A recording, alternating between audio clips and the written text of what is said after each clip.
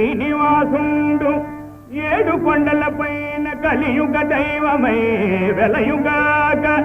కరవీరపురమున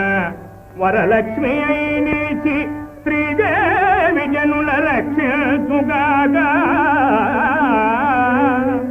మంగాపురంబున మంగళ ప్రదయముతు పద్మావతీ దేవి వరలుగాక పుణ్యమూర్తివ కుల పూల దండక మారి శ్రీనాథు కళసీమ చేరుగాక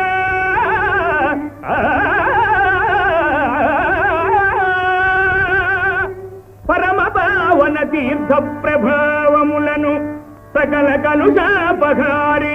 శాంతి కూర్చు తిరుపతి క్షేత్రమీ దేవదేవు మహిమలందు కలియుగ వైకుంఠమగు